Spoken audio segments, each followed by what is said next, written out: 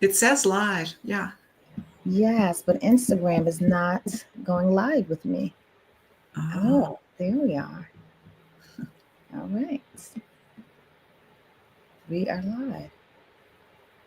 Okay. Hey, y'all. Hey, happy Monday. How's everybody doing? Thank you for joining me. If y'all don't already know, each and every Monday, I ask y'all to have a moment with me and a special guest. Today's special guest is the lovely Pam Munoz Ryan. And we're going to be talking about literature and whatever that means. We're just going to talk about some of the stories that she's told, that we've heard, and the ones that we enjoy. But before we do that, I'm gonna give y'all a couple few minutes to join because it's only 6:59 after all, and I do start at 7 p.m. So if y'all don't know, if you haven't joined me, you should know that every good conversation, I think, starts with a little cocktail, or in today's case, a mocktail. So that's what we gonna do. I'm gonna keep it real simple for y'all today. I just have one of my favorite little seltzer waters, mine and Pam's favorite, little Topo Chico. Then I'm gonna top it off with a little bitters. And I got a little lemon and lime because I like a little pretty something in my glass. And I do have a pretty glass because glasses make me Oh, happy. you're fancy. I like a fancy glass. So y'all come on in. Y'all join us for a Monday moment. Today's topic is just a lit chat with Pam Munoz Ryan. And we're going to get into it right after a cocktail. So I'm going to go ahead and mix up mine and let y'all come on in. If y'all don't know, we help you find your mojo. Finding your mojo just means it's another way to show up as your authentic self and whatever it is you are doing. If you're laughing, if you're playing, you're looking for a job, you're looking for a boo, you're looking for a good vacation. We just want you to show up as your authentic self and whatever it is you're doing. So that's what these moments are about. All right, shake up Should my I? face. What you drinking, Pam? Tell us what you drinking. So I have a little citrus twist soda that's just non-alcoholic, but I'm pouring that in a glass. But I have a secret Do because tell. I went out to my orange trees and I squeezed a little fresh orange juice and I put Oh, now that that sounds right. in the citrus twist soda. So That looks beautiful. Refreshing. yeah, Yeah. refreshing. Funny people, where are you anyway? Where in the world are you? Are you asking me? Yes. Oh. I am in North San Diego County. I live 30 miles north of San Diego in a coastal town called Encinitas. Encinitas. Oh, I Yeah. like that name. I've I had the used to, pleasure of seeing her humble yeah, abode. It's quite you a have been, beautiful. you spent the night at my house. I did. I Yeah, did. It's a lovely place. it's been Did a, I it's did been, I did I see the orange trees when I was oh there? It was yeah, so they were there. Yeah. nice. Lovely. Oh So yeah, the they were there. trees are still doing well then. Oh yeah. Apricot trees doing well, plum trees doing well. Um, Good. yeah, it's really beautiful here today. Is it pretty there? That's what I was going to ask you because it's definitely not pretty here. It's Oh, I'm cold. I so, think it's 40 degrees oh no. and it's raining most of the day. Well, It's I'm going been to bring you the some. last few days actually. We'll bring you some sunshine, at least in a glass. Yes, please and thank you because I'm ready for the spring. So I keep decorating my house in spring, hoping that it'll come. So here's hoping. Anyway, y'all, so y'all coming on. Looks like a couple few people are joining. I'm gonna give y'all a couple few more seconds. Texting a few people too. And that's the problem with orange juice. What's that? Well, a little big clump of pulp just ran down. Oh, that part. All right. All right. So, welcome everybody to Monday Moments. Thank y'all for joining. Thank you for joining, Pam. Thanks for being so gracious enough to join my little show here. I'm happy to join. I appreciate you. And I hope everybody has lots of questions. I hope so too. Yes, y'all keep the questions coming on in. So, I'll start out at the beginning. I know you, but they don't. So just tell people a little bit about yourself, who you are, where you are, what you do. I'm Pam Munoz Ryan. I live in North San Diego County. I'm a writer. I've been writing for almost 30 years now, and I've been with my main squeeze publisher, Scholastic, for almost that long as well. I've had the same editor in publishing for like almost 28 years, which is very unusual. But we just are a good match, and I'm fortunate to still have work, and I love that because I really like to work. I want to keep working, and yeah, I'm just grateful. So I had some, people that believed in me early on when I first started submitting manuscripts. And one of those people was my editor, Tracy Mack at Scholastic. And I've been really grateful for her over the years because I felt like she was grooming a career and not just a title. And so that's been really important for me. And now, have you had the same editor for this whole time? I have. I mean, at Scholastic. I Yes. mean, I think what a lot of people don't understand is that you have a different editor at each publishing house. Mm-hmm. So I've had other publishers before I came to Scholastic. I did 7 or 8 books with Hyperion, did Disney way back in the day, and then I've done 2 or 3 books with Charles Ridge Publishing, and then I made my way to Scholastic, and I've been there ever since. 20, almost 28 years. Yeah. Wow. Okay. Now, Yeah. what did you do 28 years before that? What did I do before I became a writer? Yeah. Well, I was really a late bloomer. Maybe this will make other people out there appreciate where they are in their life. I didn't really become a writer till after okay, I went away to school, went to college. I became a teacher, and I did that for about 5 years. And then I became a mom and stayed home with my children for a number of years. And it wasn't until my youngest children, my boys, I have twin boys, were in kindergarten that I went back to school to get my master's degree, because I wanted, I thought that I always wanted to have something to do with books. And I thought, well, maybe it would be teaching children's literature. So I went back to school, and that was my intent, but I kind of got sidetracked into writing. And I did finish. I did get my master's in post-secondary education. And when I finished, my professor asked me one day if I ever considered doing any professional writing. And until that moment in my life, it had not really occurred to me. So I was 32 years old. I had always loved books. I'd always wanted to have a career that had something to do with books, but it had never really occurred to me to write books. So I said I was a late bloomer. I'm late compared to those people that you run into and you talk to who say, "Oh, I knew in 5th grade that I wanted to be a writer." Right. But when I was in elementary school, curriculum was different. You didn't write across the curriculum. You didn't have authors visit your schools. You didn't keep a journal from the time you were in kindergarten. You didn't have family literature nights or any of those things when I was in elementary school. I think I would have loved all that. Oh, wow. So yeah, so I look at what the kids do today and the incredible teachers that they have, and I think, and I'm a little jealous. It's like, wow, I wish I could go back to school sometimes now and have those teachers and do all of those things that probably would have dovetailed nicely into this career, right? Yeah. But like I said, I was a late bloomer. I was a mom with 4 young children before I ever wrote my first book. Now, did you have an inkling that you wanted to write before your teacher or your professor mentioned it to you, or not write specifically? I was obsessed with books as a young girl from about 5th grade on. Okay. Riding my bike to the library, filling my bike basket up with books, taking them back home. Originally, it was because I was the new kid on the block. I was new in town. I didn't know, a lot of the other kids. And I think I was coping through kind of using the excuse of, oh, I'm reading, right? I think that was how I was coping.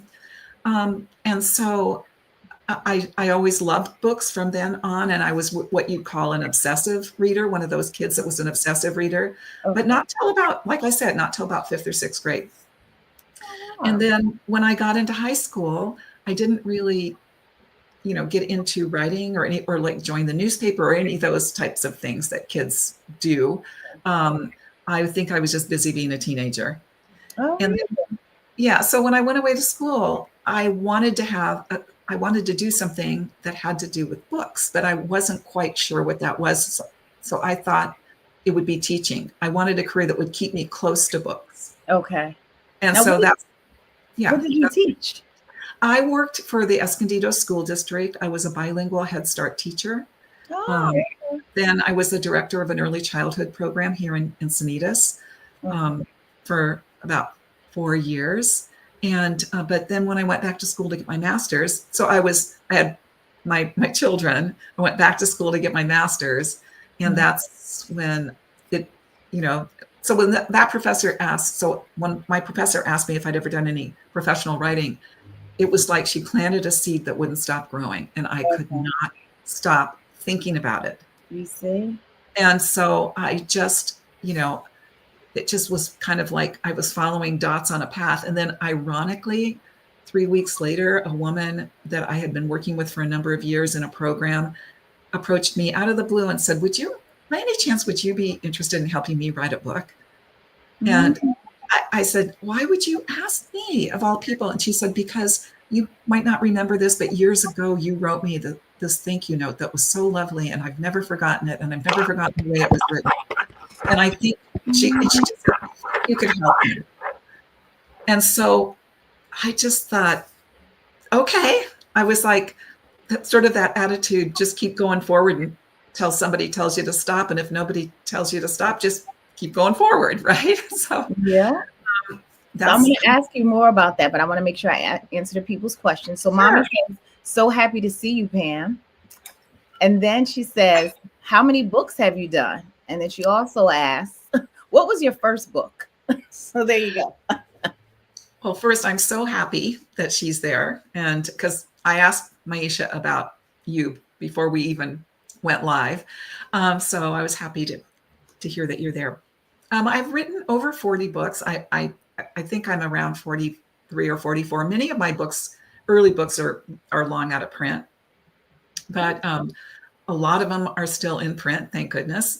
And what was it? Was there another part of that question, Maisha? She said, what was your first book? Oh, my first book, I wrote 3 sort of food for thought books about families and about children and relationships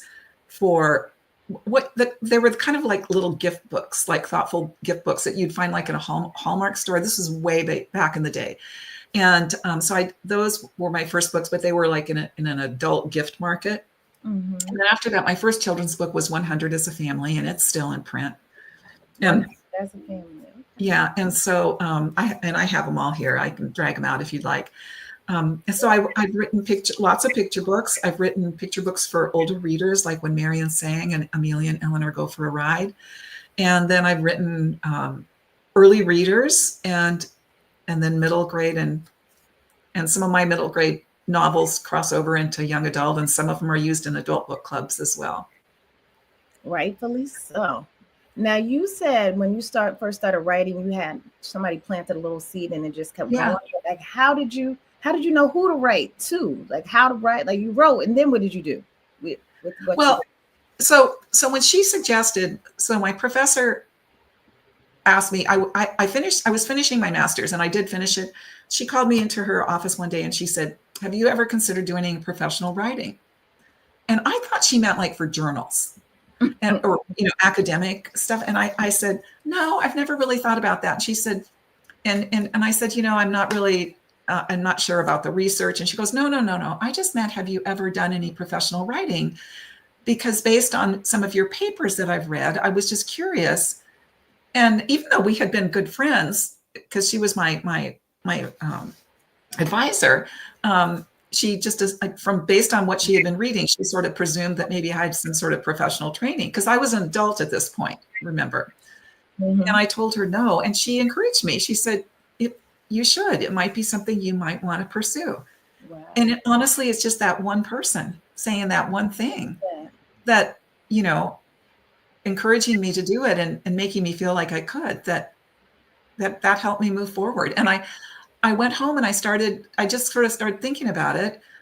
And then I started thinking about family stories and started jotting things down. And that's how a lot of people start, is they have a family story that they think is important, that they want to write down for posterity so that the subsequent young ones in the family will have something, Mhm.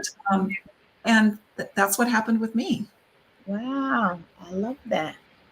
Somebody put in the chat, I've done a lot of different types of creative work. How welcoming is the space for new YA authors or young reader authors? Well, I think first of all, it is kind of a complicated process, but it is far more welcoming now than I think when I first started out. Okay. Although I mean, I don't think there's any, when they say welcoming, I can't think of anything that is that publishers don't embrace. I think there's a lot of um, there is a lot of embracing diversity, um, a lot of embracing um, the other. There is a lot of embracing, if that's what they're talking about. I'm not quite sure. She might be wondering about just the like how easy is it to get published. That's what I feel. Or like, is it, do you feel like it's more difficult in young adult or children's literature than it would be to get published in adult literature, let's say? I don't know if that's what they mean, but Yeah, I don't really know either. I would say that publishers are pretty good about reading just about, they have slush piles, they have assistants who go through things when you can. It's so much easier to submit today because you can do it electronically. But back in the day when you were sending everything FedEx and, waiting 3 months to get a little postcard in the mail that says you do not meet our needs at this time, I mean, that so part, yes. I think it's a lot more efficient today. Um, and I just think if you have a story to tell, that there's no reason for you not to try to tell it, especially if it's something that is on your bucket list. You know what I mean? If it's something that you've been trying to do or you want to do, um, yeah. I mean, there's no reason not to go for it. That's true. I like that. Now, do you have do you have favorite stories of your own that you've written and favorite stories just in general? Well, people ask me all the time, what's your favorite book? But it's sort of like children. You like them all for different reasons. Mm-hmm. I'm very sentimental about Esperanza Rising because it's based on a personal family history. It parallels my grandmother's immigration from Aguascalientes, Mexico, to the segregated farm labor camps in the San Joaquin Valley. But then I look at Echo, and it was, it was such a huge challenge, and I'm so thankful to have written it past tense, right? I'm so really proud of myself for completing it because it was a challenge. Mm-hmm. And I mean, it's almost 600 pages, but it's, and it's historical fiction. So there was a lot of research. So, and then like The Dreamer, I mean, I loved writing The Dreamer. It's about the childhood of Pablo Neruda. And when I remember being in Chile doing the research and going to his homes and just feeling like weepy all the time because it was so sentimental. So I think they're just, yeah, I just think they all touch my hearts for different reasons, Yeah. Now, do you have any ones? What are some of your favorite stories from other authors? Oh my gosh, this is always so hard because, right, I mean, adult or both. Let's talk about all of the stories.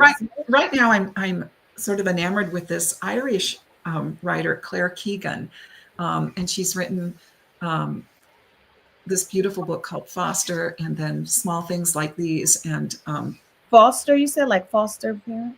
That's just the name of the title of the book, Foster. All right, I'm just writing it down. And then she wrote a really special one called Small Things Like These. Her books are trimmed. They're like novellas, but I love her writing and I love her voice. So I'm kind of going through a stage right now. When you find somebody and then you kind of like to read all of their stuff. Yes, I know that. Mm-hmm. And then, when, I was a huge fan of Sarah McLachlan, Sarah Plain and Tall, and like, I've read Anne of Green Gables probably a dozen times over the years. And so I grew up on a lot of classics, but that's, looking back on it, I'm realizing that it's my tiny little library in Bakersfield, California was probably very pedestrian. And most of the things I read were probably, had been published years and years earlier. So it was probably a very limited collection. Yeah. So speaking of some of your highlights, The Dreamer and Echo and Esperanza Rising, Now you've been writing for more than 30 years or almost 30 years. Do you feel like, I mean, you've been winning awards lately, like pretty often. Does any award stand out for you more than other? The Newbery, Put a Bell Pray, recently have the Legacy Award. How do those things make you feel inside? Well, first of all, every award is a gift. It's just it's a gift somebody gives you that shines light on what you're doing. And I think in this industry, there's so many books, and you're just a teaspoon in an ocean of books, right? So anytime that somebody shines a light on your books, it really helps you. It's number one, it sustains the life of the book in print, and and on top of that, and it's good for you, and it's good for your editor, and it's good for your publisher. The Pura Bel Pre for Esperanza Rising was really sort of a revelation to me. I was, I didn't really understand, how the award would elevate the book and how it would bring it to such a much bigger audience than it had already been. Back when I won it, they only gave the award every 2 years. So the book published, and then 2 years later, I won the award. So it wasn't until it won that award that really it began to become embraced by, many, many more people. So I think what the awards do is they shine a light on things, and to me, they're just gifts. The Newbery honor was, that in our industry, because it's so well known, that was certainly a moment. It was a moment, and I have to say that the Legacy Award, I received that last June, and it was special because it happened to be, ALA happened to be in San Diego, and as you know, I was able. My children and some of my grandchildren came, and she didn't quite say that loud enough. She won the Legacy Award last year. Yeah. So anyway, it was special because it was, they could be there, and they could, and I had to give this, I had to give a speech, and they at the Newbery Caldecott dinner. So that was very special. Now, I asked you this in person before, but they weren't there. So I'm going to ask you again. But did you, like, when you were writing Echo, when you were writing Esperanza Rising, did you feel like, yes, this is the award winner right here? Did you feel anything about it when you wrote those and some of your other books? Well, what's funny is when you're in the throes of writing, or mostly rewriting, because I always tell people I'm not a writer, I'm a rewriter. And you rewrite it, and then you send it to your editor, and they give you direction, and then you rewrite it some more. And Echo was so big, we did it in sections. But by the time we get, really near the end of the book, my editor and I, and sometimes her assistant, we've read it so many times, it's like we're not even reading it anymore. And everyone, and that's why we have cold readers along the way, because Tracy we would get to a certain point, she'd say, let's take a break, I'm going to have so and so read it, someone who's never read it, and then they would get back to her and tell her, oh my gosh, I cried at this part, or oh, I love this part. And of course we've been reading it so much over and over and over again that we're just looking at marks on the page at that point, right? So so we do tend, when you're doing it and rewriting it over and over again and trying to polish it, you kind of lose your perspective on it, and you're just hoping that when it finally comes out, that people will be touched by it. But when you were first writing it, though, you had to feel something. You mean? Well, yeah. Yeah. I have to be emotionally invested to really stay with it. And I've had books that I've started and got 5 or 6 chapters in, and then I just, I lost something, or it just didn't go anywhere. When you see what you see as my successes is the tip of an iceberg of lots and lots of starting overs, and so the successes are just the tip of an iceberg. Yeah. And there's been a lot of times that I've started a manuscript and it just didn't go anywhere. And my editor is really good. She's great. So if I'm on to something and she's starting to read, she's like, keep going. You know what I mean? So she's like telling me. Yeah, she's like a coach. Yeah, I love it.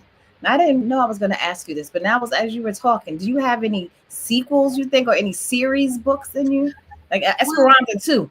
I don't know. I get that a lot. I've probably been asked that question 1,000 times. Are you going to write a Right. sequel to Esperanza Rising?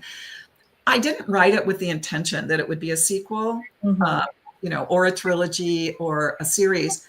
For me, it was a standalone book. I'm not saying never, but for me right now, my novels are all standalones. Okay. And some of them, though, end in a way that makes you think. Like the new book ends in a way that makes you think is, oh, there could be another book, Mm-hmm. And Yeah, like yeah, yes, that lesson. I'm still not sure what happened, but I like that. We're going to talk about that later. But now everyone eyes mostly because I see it behind you. And this is, I said her, like she's really loud. But it's 25-year anniversary, right? of Esperanza Esperanza. Rising, yes. Yes. So was it a movie or did I make that up? Did they make like a Netflix something out of it? Well, it was purchased by Netflix, and they actually had contracted but it never developed.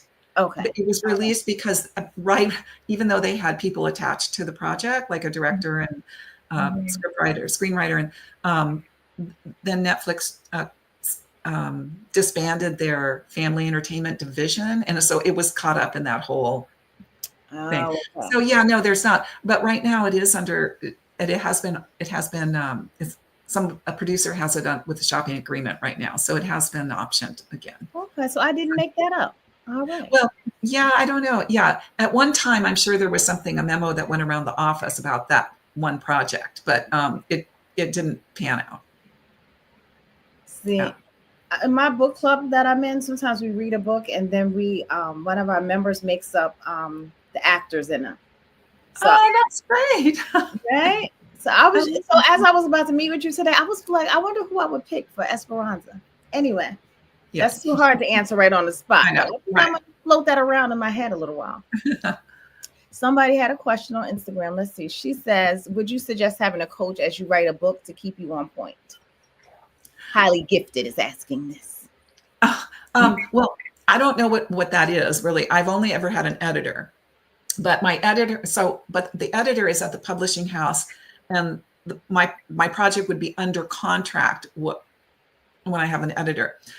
I only recently heard somebody tell me that they had a writing coach, which I found very interesting. I personally don't know what that entails.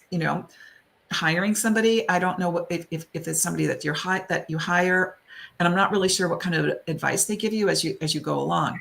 But certainly, if you felt like you needed that, or you felt like it would be good feedback for you, I can't see any reason not to do it. My editor really serves in that capacity for me, and some agents serve as like I have a literary agent. Mine doesn't do this so much, but I've heard other authors say that their agent reads everything first, gives direction, gives them advice, and then they rewrite it and then they send it in. So your agent kind of acts as a coach, and then your editor definitely acts as a coach. Okay. And as of late, I have been hearing a bunch of different types of coaching, maybe because I do a little coaching myself on the side, and sometimes, your feed gives you what you give it. So I'd have her financial coaches. I've heard of a literary coach, and some people have professional coaches, just, right, looking for jobs. So yeah. Yes, Highly Gifted, you can get a writing coach. I could probably help you out with that also. So now, since we were talking about your latest book, that I just read, I guess I read it, but it must be a month ago now, called El Nino. Can you just summarize it a little bit, and then I'll just have questions? Oh, I was gonna.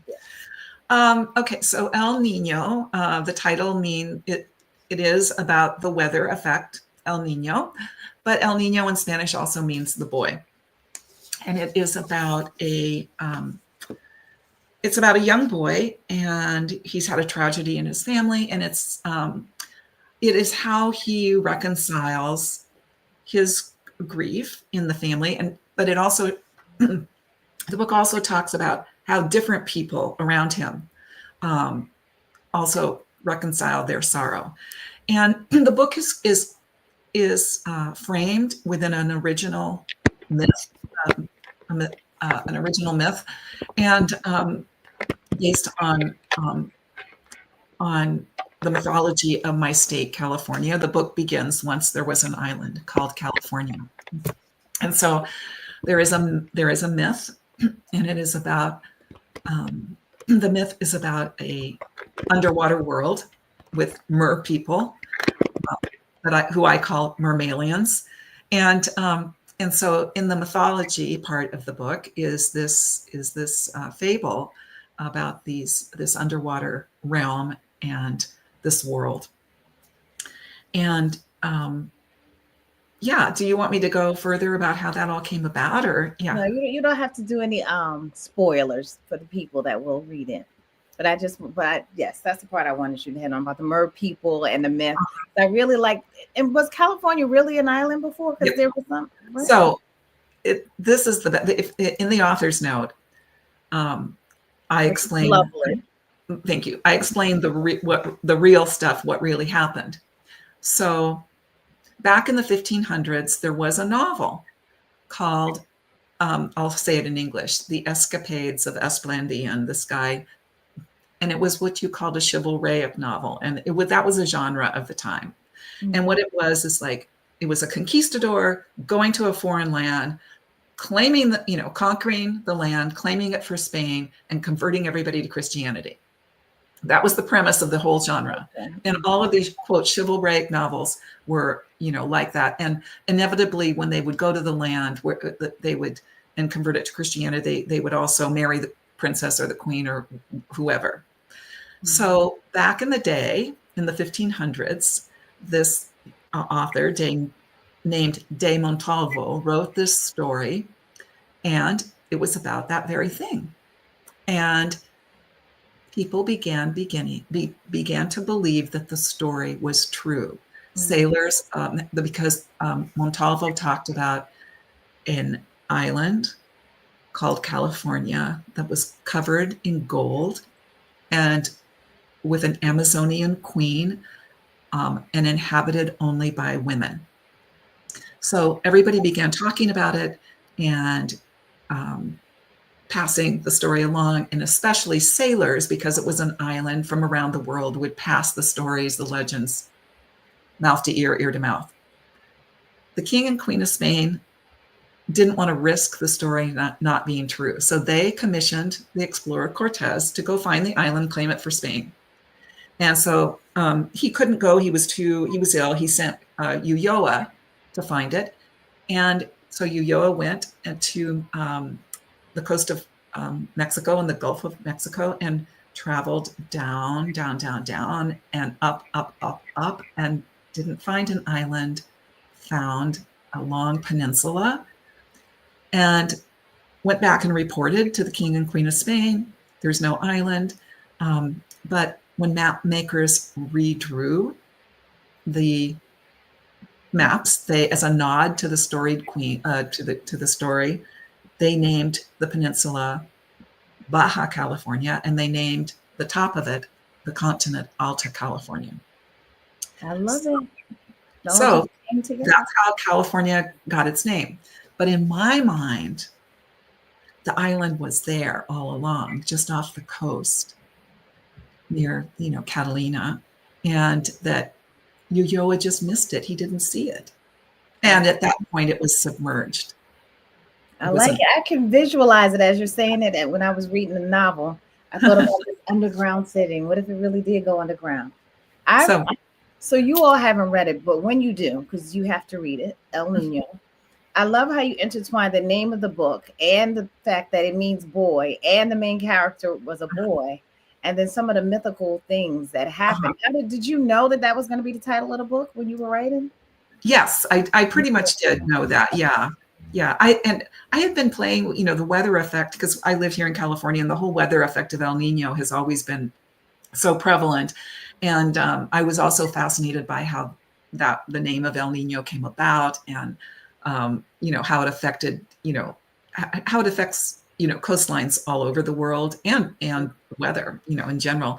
And so this book just lent itself to the story. And I knew early on. You had some beautiful creatures in there, like those dolphins. They just seem so Beautiful. Yeah. Do you have affinity for animals and dolphins in general? Well, I would say that, I'm fascinated with dolphins, but, I have great respect for animals that live in the wild. And if you'll notice in the book, I'm very careful about not touching, not interfering, not, encouraging them to come too close. I'm very respectful of that fine line of interfering with their environment. So, Mm-hmm. yeah. Yeah, I'm pretty fascinated by them. Yeah, as am I. I Did love a them. lot of found out a lot of things Okay. doing You got research. some scuba diving or what happened? No, I love that, but I did like to snorkel. I know, just doing Yeah. research, just reading about them, especially, and talking to oceanographers and yeah.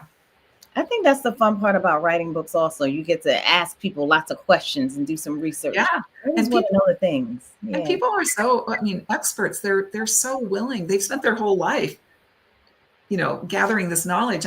They're usually very, very grateful to be asked, and they're very willing to share their knowledge. I need to know more about the mermaids, but I can Yeah. ask Oh, you. yeah. The mermalians. Yeah. Yes, the mermalians. I need to know more because they've been around for some time, these mermalians. They have been. Yeah.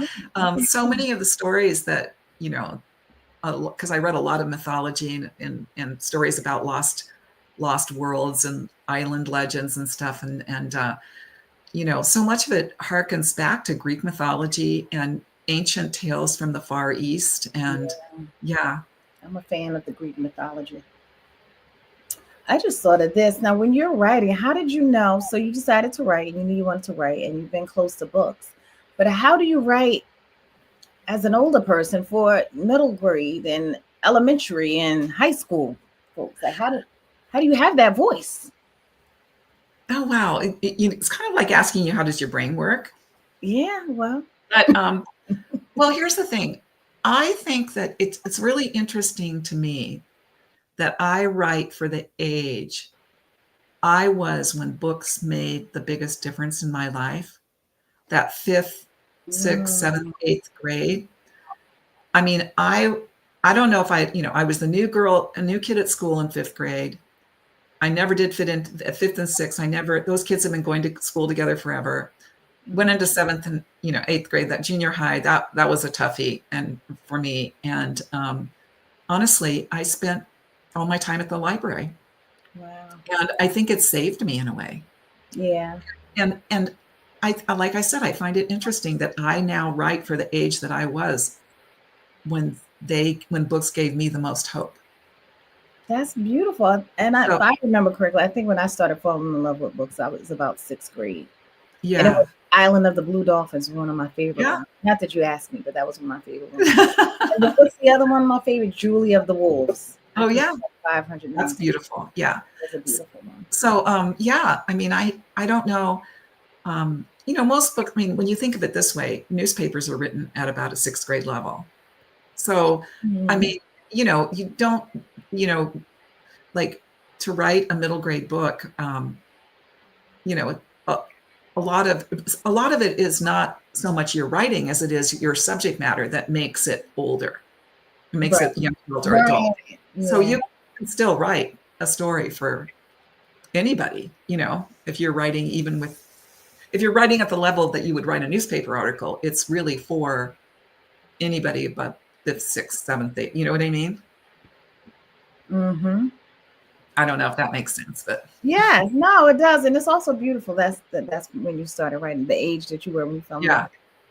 yeah, Now I'm just reading questions. Let's see. How sure. oh, have you come across any stories about silkies? Silkies? Oh yeah, Silky. So you mean the seal?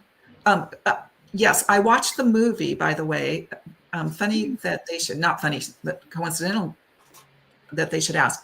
I did watch the movie before I worked on El Nino because of because it's a metamorphosis story about a, a seal that becomes a boy, or a boy that becomes a seal.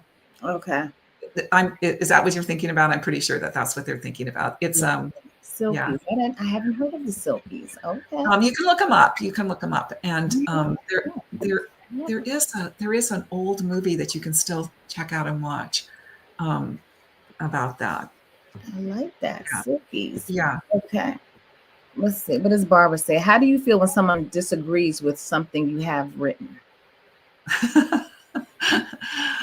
Well, usually I don't really find out. I mean, if they didn't like the book, or if there was something in it that um, if there was something in it that somebody really felt strongly about, they'd usually write me a letter. It's so easy for people to write you letters now with email, and you know, I've had a few letters over the years because once I got a letter from a very distraught mother who liked the book Becoming Naomi Leon, but because the mother was drank, she was very distressed by that. So it was a trigger for her, and so you know, occasionally I'll get letters. I don't, you know, when you say how do you feel, I mean, it's certainly it's an odd situation because the book's done and it's already out, so there's nothing you can really Yeah. do about it at that point, right? Mhm.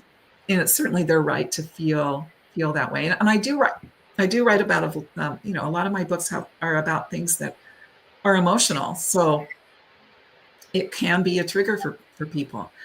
On the other hand, I do get a lot of wonderful letters too, you know, so that helps balance out Balance it out. Yeah. too. Yeah. Um, yeah. So far, I haven't had anything like, you know, I have been banned a little bit. So, yeah. I was gonna. Yeah, I saw. What was it? What book was it? Was it Esperanza? I know it was in Texas Yeah. and North Carolina, I It think. was Esperanza Rising, and a parent advocacy group They fought to have it. challenged it or something. I saw. Yes, they challenged it, and it's been relegated to, in a particular district, relegated to a list of books that can only be read with parental permission. It was my book, Esperanza Rising, and Rita Williams Garcia's book, One Crazy Summer, because they felt like our books portrayed ethnic class struggles, and they didn't want their children reading about ethnic class struggles. God forbid. So I was at first not too worried because I found out that it wasn't, when they said they were a parent advocacy group, apparently the group was only two people. Oh, The squeaky wheels got their way. yeah, So, yeah, that's something. yeah. So Barbara also says father's Esperanza's father dies, and El Nino has a tragedy. Is there Uh-huh. a theme to your writing? I Um, told you she asked the questions. yeah. Well, no, not really. I mean, let me think. I guess I had to ask somebody who's read all of my books, but I mean, I do have. There's, you know, I would say there's a lot of life things that happen in life in my books, Mm-hmm.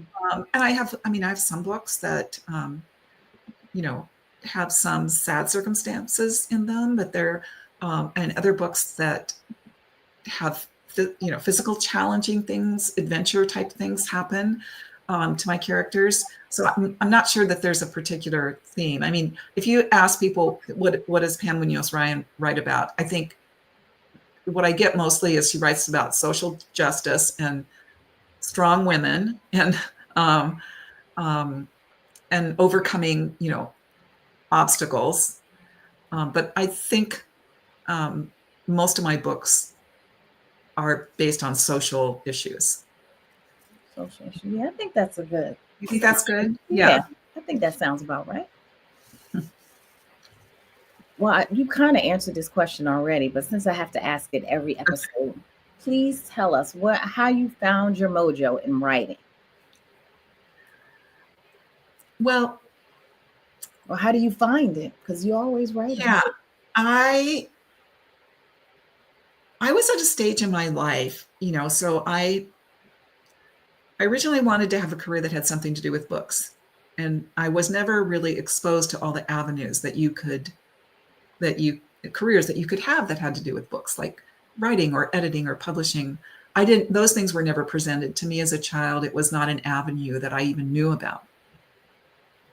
So I went the teaching route. And also, you have to remember, I went that route too because I come from a very blue collar family. My dad drove a delivery truck. My mom worked as a clerk in a library. at a high school. She was in charge of all the textbooks. So, in coming from my socioeconomic circumstances, whatever job I chose to have would need to pay bills, right? So I thought that teaching would be the answer. I felt like, wow, it would keep me close to books. I could still do stuff with books, and that's the route I took. And then I had my children, and there was just something, I thought, well, I'm going to go back to school and get my master's so I can teach children's literature in college. I kept feeling as if there was something yet to be discovered about myself. And I think I think everybody can identify with that feeling at certain points in their life, that there's something yet to be discovered about yourself. And I felt that. And when my teacher asked me, when my professor asked me, have you ever considered writing or professionally? And the idea to write a book, came to me. It was like, I don't know, it was like the mojo exploded, right? I love it. Yeah. So I just think that that sometimes you have that feeling that you're going in the right direction. And if you keep going that way, that you're going to find what it is about yourself that might be magnificent, right? And if you don't open those doors, you're not going to find that. I love that. I'm glad I waited toward the end to ask you that question. If you're going in the right direction, yes, I believe that to be true. I love that. So if there anybody on the line or watching that has some aspirations to be a writer, are there any tips or advice you can give them? Well, I mean, if I know people must ask you that all the time. I don't mind. No, if they're aspiring, like for children's and young adult, I really advise people to get involved with the Society of Children's Book Writers and Illustrators. It's www.scbwi.com. And even if you joined for a year and got all their materials and information, this organization teaches you about the business of publishing. But I'd also advise you to take classes in creative. I would advise you to take a memoir writing class, a creative writing class. Adult schools usually have them. You don't necessarily have to do it through a university, or go to a writing retreat or a poetry retreat or a poetry workshop. And figure out what it is that you want to write. Especially if you start out writing family stories, I highly recommend a memoir workshop. And I would say then, if you have a story that you want to tell and you want to get it prepared for publishing, you could join the Society of Children's Book Writers and Illustrators.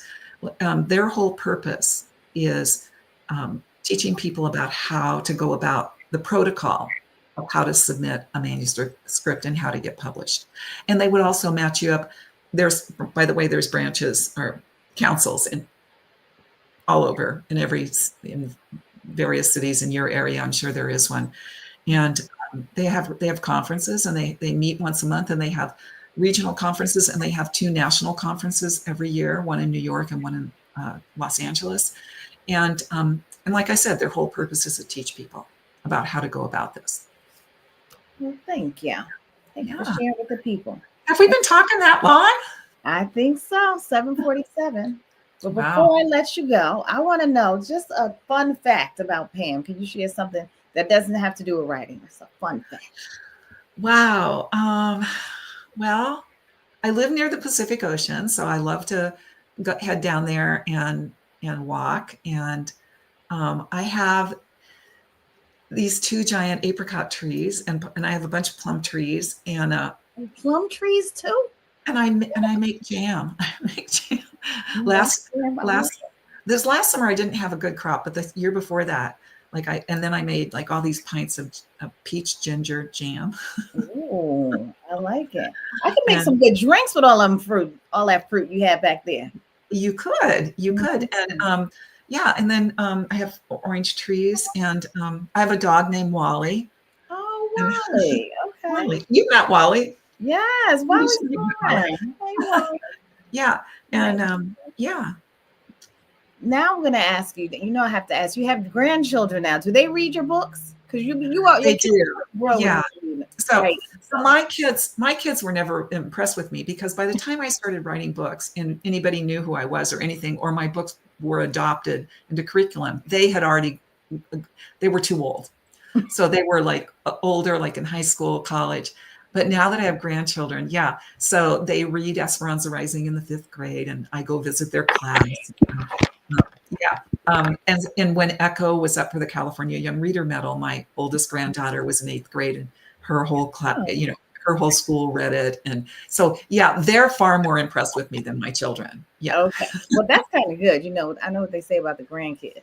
Oh, yeah. They're the fun ones anyway. Yeah. That's sweet. I love that. Now, are they readers? They're avid readers too? My grandchildren are. I mean, they've just grown up, and I think my kids are too. I mean, they've grown up with lots and lots of books around. I'd say, and I didn't grow up in that kind of environment that they did, but they grew up in what I would consider a print-rich environment, Okay. And my grandkids too. I mean, they're just flooded with books, thanks to you in part. Every time I go into a booth, yeah.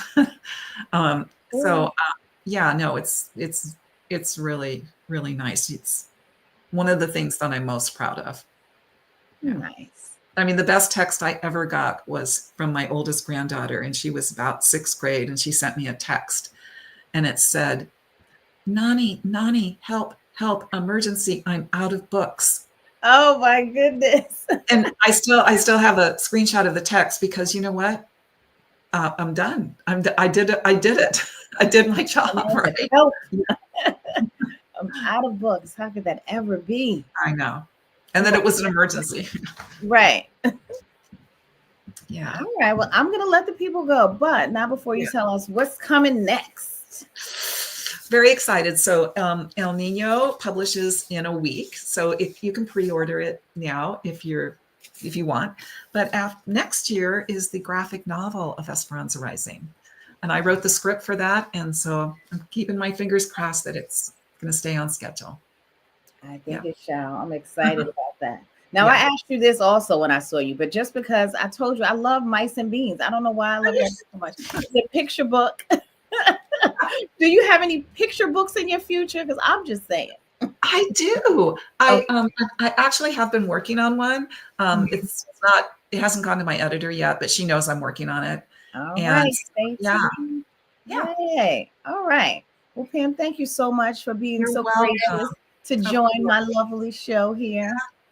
I could just listen to you talk all day. You have such a melodic, smooth. Well, you and I have talked all night before. This is true. Right. It's so necessary sometimes. I know. Well, I'm so happy to be here with you, and I'm so glad. So and glad Michael was on. He says hello on Instagram. Oh, Michael Strauss. Yes, he says hi, ladies.